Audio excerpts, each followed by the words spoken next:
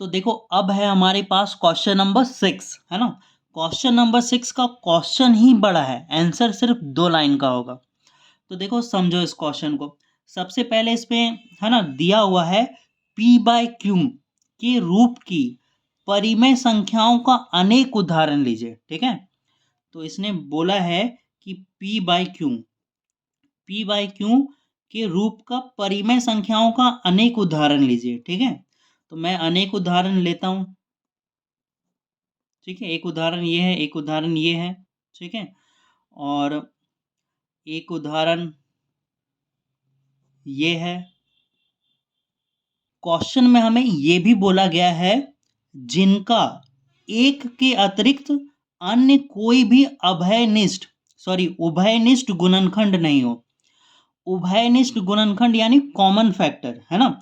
ऐसा नंबर का एग्जाम्पल लीजिए जिसका कोई भी उभयनिष्ठ गुणनखंड यानी कॉमन फैक्टर नहीं हो। जैसे कि मैं आपको समझाता हूं, अगर मैं ले लूं 8/12, तो देखो ये दोनों नंबर जो है ना 2 से कट रहा है, ये दोनों नंबर 2 से कट रहा है। तो इन दोनों का जो है उभयनिष्ठ गुणनखंड 2 है। उभयनिष्ठ गुणनखंड कितना है? 2 है ना। दोनों नंबर 2 से कट रहा है तो उभयनिष्ठ गुणनखंड 2 हो गया। तो हमें ऐसा नंबर लेना है जिसका उभयनिष्ठ गुणनखंड क्या हो? सिर्फ 1 हो। दोनों नंबर किससे कटे? सिर्फ 1 से कटे और कोई टेबल से नहीं कटे, ऐसा संख्या लेना है।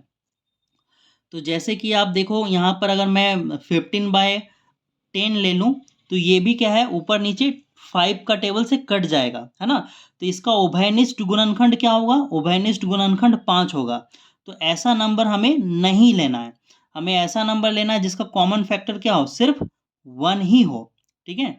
तो ऐसा नंबर लेने के बाद आपको जो है ना, क्या आप अनुमान लगा सकते हैं क्यों का कौन सा गुण संतुष्ट करना चाहिए? ये जो क्यों है ना, क्यों का कौन सा गुण संतुष्ट करना चाहिए, अभी मैं आपको समझा रहा हूं। देखो, आप किसी भी नंबर को 2 से डिवाइड कर लो या 5 से डिवाइड कर लो या 10 से डिवाइड कर लो, आपका रिमाइंडर हमेशा 0 होगा, ठीक है। मैं आपको दिखाता हूं करके। इस नंबर को जो है ना, मैं आपको 2 से डिवाइड करके दिखाता हूं। अगर ये 111 है तो देखो 5 बार में कितना आएगा? 10 आएगा।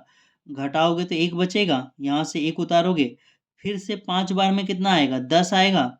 फिर यहाँ पे रिमाइंडर 1 बचेगा, पॉइंट लगाओगे, 0 बैठाओगे, फिर से 5 बार में कितना आएगा? 10 आएगा। तो रिमाइंडर क्या बचा यहाँ पे? कुछ भी रिमाइंडर नहीं बचा।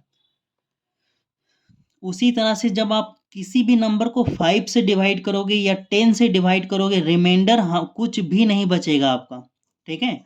आप इसको अगर 5 से डिवाइड कर लो इस नंबर को, ठीक है, तो देखो क्या होगा, यहाँ 7 उतरेगा, ठीक है।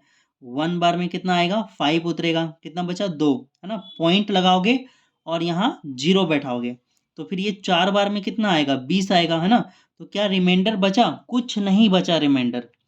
तो आप बोलोगे सर तो रिमाइंडर तो नहीं बचा, ठीक है, लेकिन आप पॉइंट लगा रहे हो ना, पॉइंट लगा रहे हो तो रिमाइंडर तो नहीं बचेगा, सिंपल सा बात है। ऐसा नहीं है ना। मैं आपको एक नंबर देता हूँ, 1/3। 1/3 क्या इसका दशमलव प्रसार है ना, रिमाइंडर कभी शांत हो सकता है? नहीं हो सकता है, कभी शांत नहीं हो सकता। डिवाइड करो इसको, 1/3 को।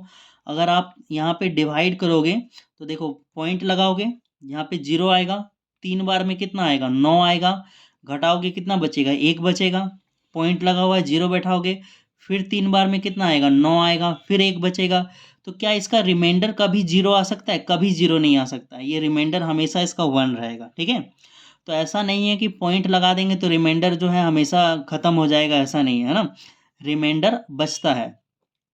तो ऐसा जो है ना 3 नंबर ही है जिससे आप डिवाइड करोगे, किसी भी नंबर को डिवाइड करोगे तो रिमाइंडर हमेशा 0 आएगा।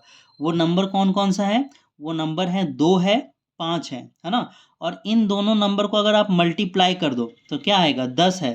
तो 10 भी एक ऐसा नंबर है जिससे आप किसी भी नंबर को डिवाइड करोगे तो रिमाइंडर हमेशा 0 आएगा, ठीक है?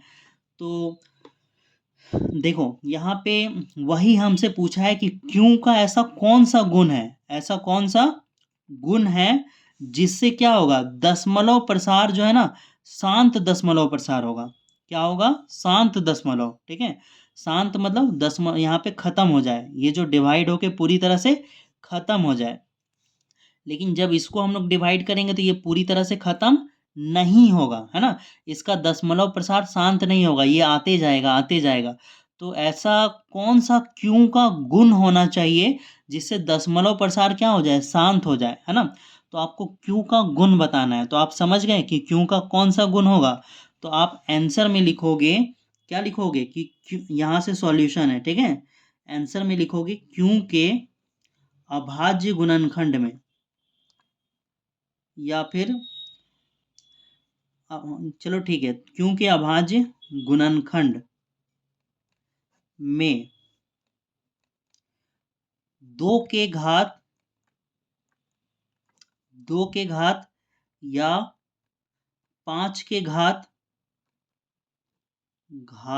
है ना, ता है ये, 5 के घात या दोनों हो सकते हैं, दोनों यानी 2 और 5 दोनों हो सकता है, दोनों हो सकते हैं, ठीक है। तो क्यों का ऐसा कौन सा गुण होना चाहिए जिससे दशमलव प्रसार हमेशा शांत होगा, हमेशा जो है ना ये क्या होगा, शांत हो जाएगा। तो उसका आंसर होगा क्यों के अभाज्य गुणनखंड में 2 के घात या 5 के घात या दोनों हो सकते हैं।